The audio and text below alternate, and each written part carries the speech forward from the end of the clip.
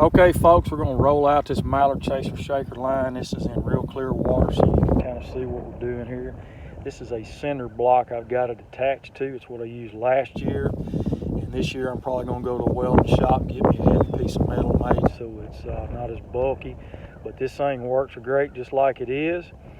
And you can tie it off to a tree, you can tie it off to an old robo-duck pole, or you can go to a fab shop and get a piece of metal made to tie it off. Just make sure it's heavy enough to where it won't drag, because this line has a lot of pulling power. I've got a short piece of rope tied to it. It's about 1 foot long. You don't want to tie a long rope to it because it'll ruin the effect of it.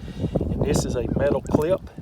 It has secondary retention, and that line is run through that knot on that bungee line. It's not tied to the main line. It goes through the knot so it doesn't wear.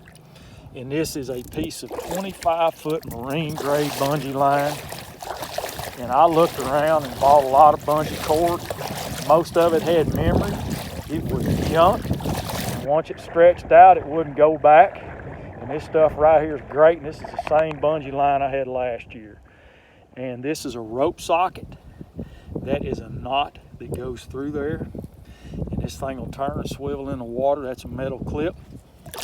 It's aircraft cable with a ferrule with adhesive electrical shrink wrap with F26 under it.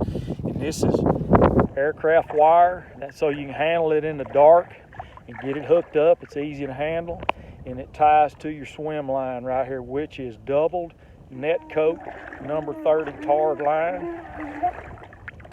And it hooks to that 3/8 hole right there in front of that decoy. You can see it. And it goes to the front of the decoy, not the back. This is your midline, keeps decoys from banging into each other. That's where a knot is. It's covered with adhesive shrink wrap. Ties off to the second decoy, to the front of the decoy, right in that 3/8 hole right there. Then we come to our tail line, and we're going to tie right into a piece of another aircraft cable. And then we're going to come to our pull cord. And this is that's another spring link. It's made out of zinc.